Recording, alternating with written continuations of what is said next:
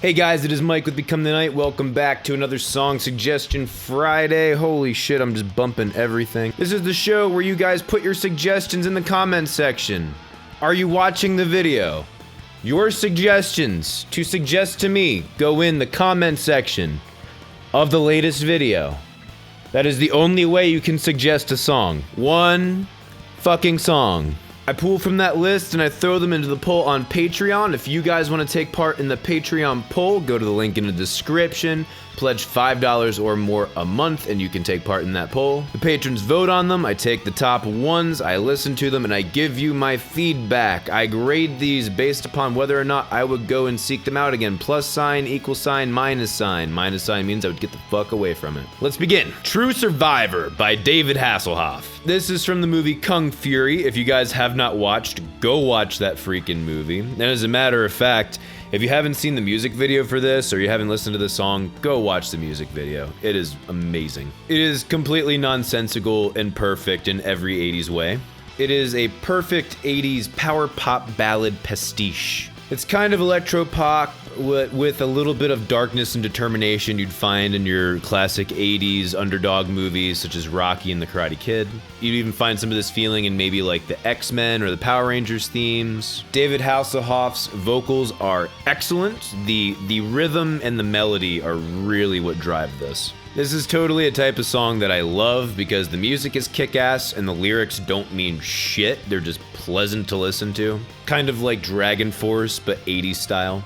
If you love the 80s or 80s action hero movies or like B movies or shit like that, this is a must listen. Total grade for this song, 2 plus signs. Behind Blue Eyes by The Who. Is it shitty to say that I like Limp Bizkit's version better? Not that this is bad, but the production is pretty dated and the singing is quite lackluster, to be honest. I can say that the lyrics are great and the acoustic guitar is very pretty. And the harmony vocals help fill out a lot of space that I feel like was necessary to fill. But the last part where it kind of goes into a more traditional 70s rock groove feels so out of place with the rest of the song. It's just like, I don't even know what they're doing anymore. Total grade for this song, equal sign. Rip and Tear from the Doom 2016 OST album track thing. This is brutal, but where the hell is the low end on these drums? I mean, there's definitely some low end in there, but I feel like they cut some of it out and replaced it with some kind of fake, I'm not sure what you would call a synthetic low end bass hit. That just, it sounds like shit to me. I'm sorry, I'm not a fan of that. To me, it really kills the machine gun double kick effect that they're going for.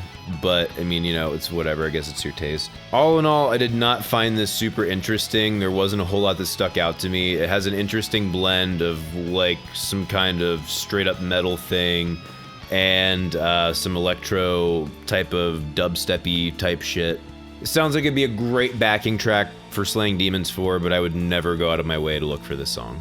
Total grade for this song, equal sign. Starless by King Crimson. First thought was the production was 1,000 times better than 21st Century Schizoid Man. It was absolutely gorgeous. There was a great guitar lead tone to help set the mood, as well as some sexy sax and some sexy oboe. The part between 4:30 and 6:45 was cool in a really odd sort of way. I felt like they definitely focused more around the percussiveness of the instruments than they did their tone, which I think was a cool way of approaching it. Keeps building on this groove and gets more and more so until it breaks out into a kick-ass sax solo, which was a little much for me. I think the sax is definitely like, what's the word, venture jazz influenced, which I can leave or take sometimes.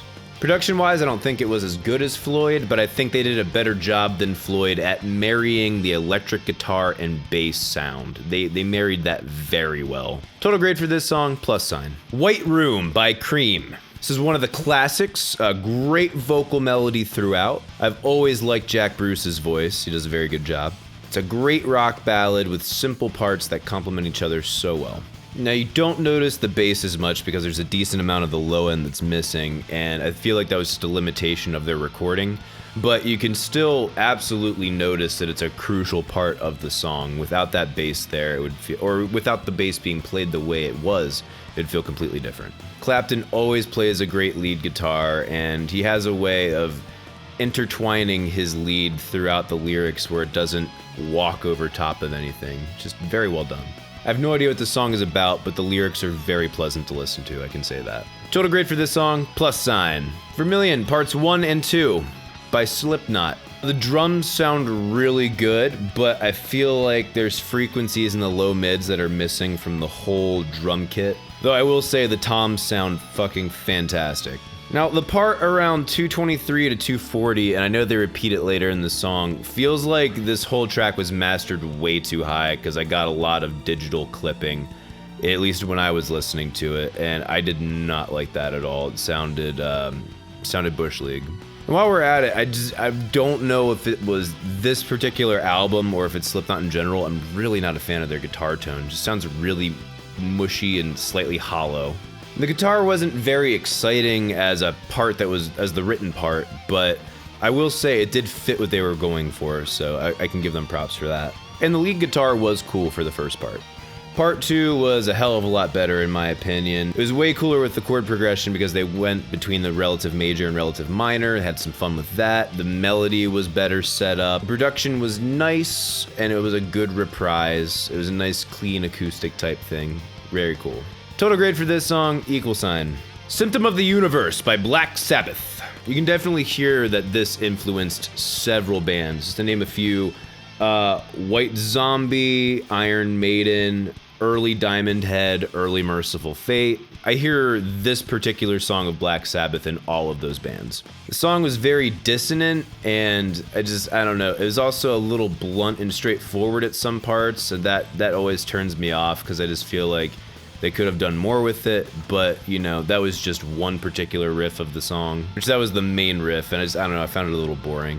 The turnaround is really cool, though, where they kind of do like a walking lead line up, and the delay on the guitar solo, I think, was mixed in a little high, and I know they were trying to go for an effect, but to me, it takes away from listening to the virtuosity of the player. I really loved the chill, funky part right after the guitar solo. Like, that was really cool. Getting some Zeppelin in my Sabbath. And I want to pose a question to you guys. Could you call this song prog? Could you call this prog rock? I think there's an argument to be made there. Total grade for this song, =. Little Things by Baroness. Baroness with a dance beat? Interesting. The vocals are oddly pleasant. Baroness's vocals have always been extremely non-traditional, I think is the best way to put it. And I think they're also an acquired taste. This band does a lot of things that really piss me off that other bands would do, and for some reason, every time they do it, I just really enjoy it. I don't know how they do the fuzziness, they do the raspness, they do the slightly out of tune, like not playing it quite correctly type thing, and that pisses me off. And they do it so well to complement each other. I'm just like, I don't even care. This sounds great. It really does. I think part of that too is there are multiple layers of guitars, and this is really a 2-guitar band. It's not just like, we need someone to play lead every once in a while. They have a lot of songs that have 2 distinct guitar parts. Oh, speaking of which, the guitar harmonies near the end are super cool. Their sound palette is so bizarre and so fuzzy to me, but damn, it's just good. Like, whoever's producing them is doing a damn good job. The only thing I would say about this that is quote-unquote a negative, and I don't think it is, I would have mixed the bass a little bit differently just so it peeks through a little more, so you can showcase it a little more.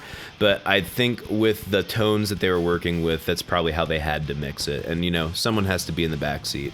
Total grade for this song, +. The Evil That Men Do by Iron Maiden. As you guys heard in my reaction to Iron Maiden, Kids React Fucking Bullshit, this is arguably my favorite Iron Maiden song. The bass and the guitar in the intro are great. They are so killer. And they blend together so well that, like, for a minute, you can't tell which one's the guitar, or is there a rhythm guitar and then a lead guitar? But no, it's just the bass rocking that boom, ba-da-dum, ba-da-dum, the rocking the gallop. He frickin' loves the gallop. Believe it or not, my least favorite part of this song is the chorus, and that's saying a lot because I still like the chorus. My favorite part is the immediately preceding pre-chorus, and I think that's one of the reasons why I don't like the chorus as much, because you have this epic build-up.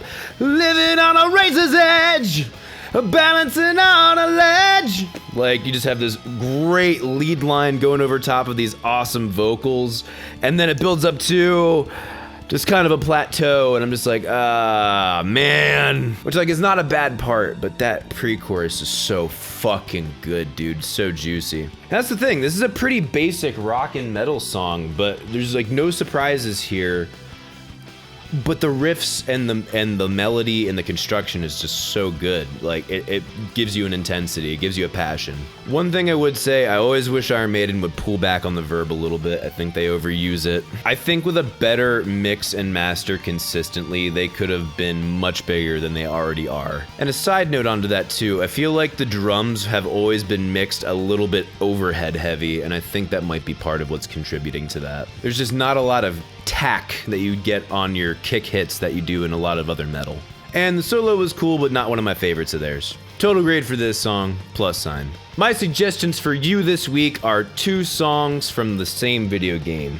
They are Alone and Decisive from the original soundtrack of Ogre Battle 64. And you guys didn't think I liked obscure music. So Decisive is the main battle theme that you get into in any generic encounter. It's a tactical RPG. I grew up listening to this song way too much because I really love the shit out of this game. This, to me, in my opinion, is one of the quintessential RPG battle sounds, battle tracks, which I'm sure everyone's going to argue with me about that. But again, that's just to me. And then the other track, Alone, is actually one of the first musical pieces you hear when you begin a new game. It's so heart-wrenching, so emotional, and just, oh my goodness, man. I mean, one of the most heartfelt instrumental tracks I've ever heard, and especially in any video game.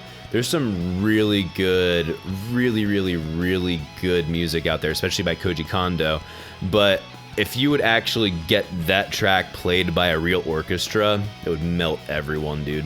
That is it for Song Suggestion Friday. Again, for the love of God, put your suggestions. And by your suggestions, I mean one person gets one fucking suggestion in the comment section of the latest Song Suggestion Friday video. If you want to vote on which ones that I get to review, go to the link in the description. Get the fuck down there now. Pledge $5 or more a month to Patreon. And become my slave. I also opened a merch store, so there's a link to that down in the description too if you'd like to support me in that way and get some kick-ass merch. Follow me on Facebook and Twitter at Become the Night. Send me messages, shoot me shit, try and respond. Thank you guys so much for watching. See you in the next video. Rock on!